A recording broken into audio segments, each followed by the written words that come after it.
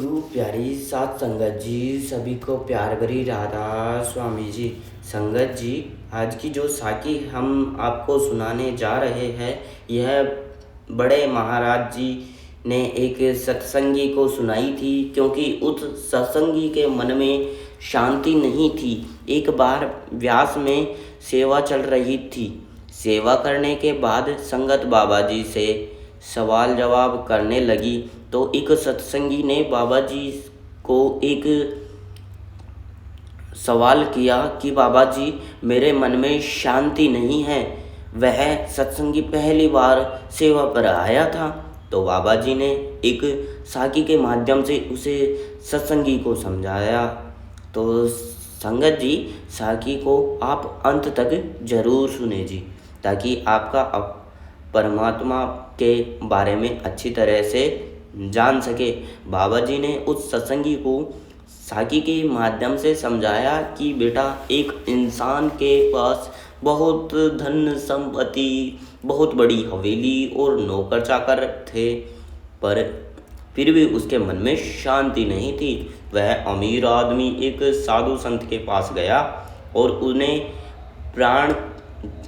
प्रमाण करके बोला, महाराज जी, मेरे पास पैसे की कोई कमी नहीं है, पर मेरा मन बहुत अशांत रहता है, और कुछ ऐसा उपाय बताइए कि मेरी सारी अशांति दूर हो जाए। साधु ने सेठ जी से पूछा कि क्या तुम सचमुच शांति पाना चाहते हो? तो मैं जो भी कहूँगा वह तुम्हें चुपचाप मानना पड़ेगा। सेठ जी ने फौरन सिर झुकाया, मंजूर कर लिया।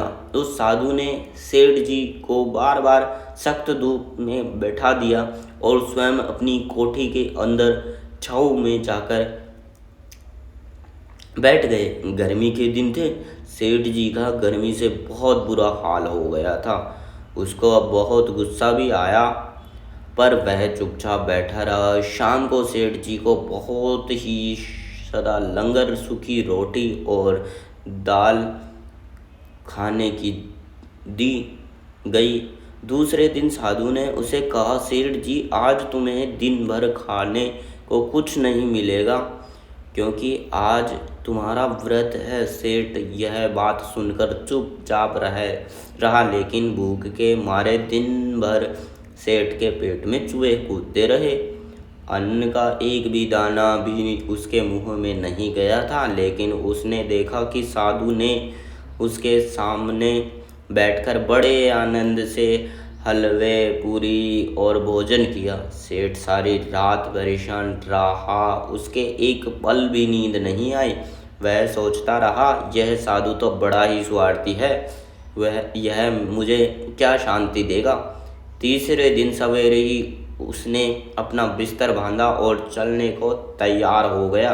तभी साधु महाराज जी ने उसके सामने आ गए और बोले, सेठ जी, क्या हुआ? सेठ जी ने कहा, यहाँ बड़ी आशा लेकर आपके पास आया था, लेकिन मुझे यहाँ कुछ नहीं मिला, उल्टा मुझे ऐसी मुसीबत उठानी। मैं अभी यहाँ से जा रहा हूँ। यह सुनकर साधु हंसकर बोला, मैंने तुझे इतना ज्ञान दिया है, पर तुझे कुछ भी ग्रहण नहीं हुआ। सेठ जी ने आश्चर्य से साधु की ओर देखा और बोला, आपने तो मुझे कुछ भी नहीं दिया।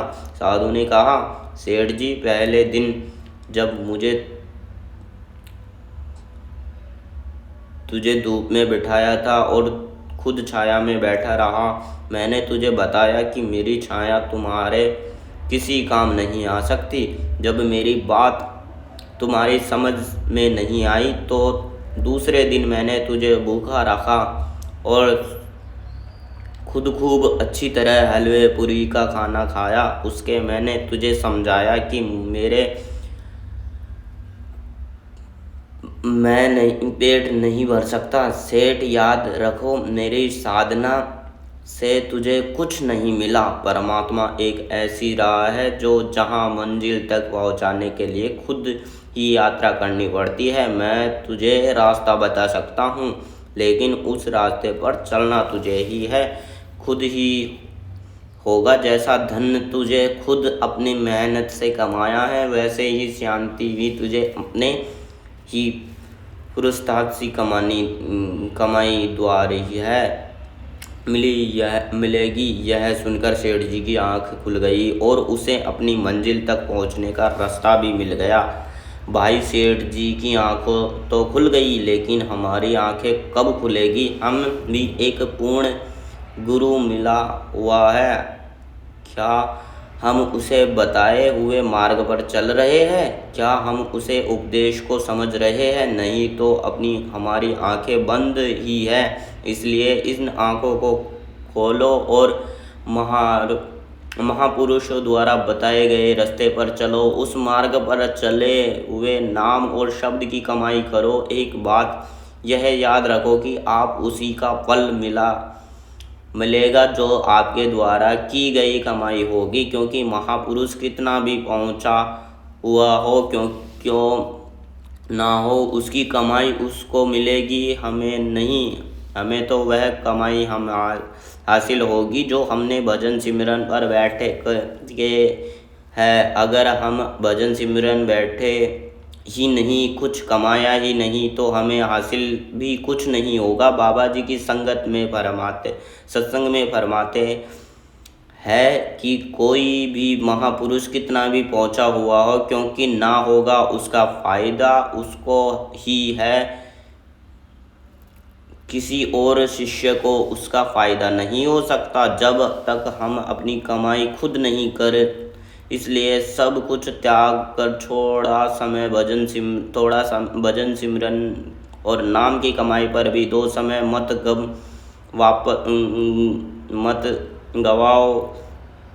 समय बहुत कीमती है। उठ जाओ और बैठो बनाकर बैठ जाओ। परमात्मा एक ऐसी राह है जिन्हें हम खुद ही चलाना होगा, फिर सब कुछ आसान लगने लगेगा, पर शुरुआत तो हमें ही करनी होगी। बाबा जी की साखी सुनने के बाद यह सत्संगी की आंखें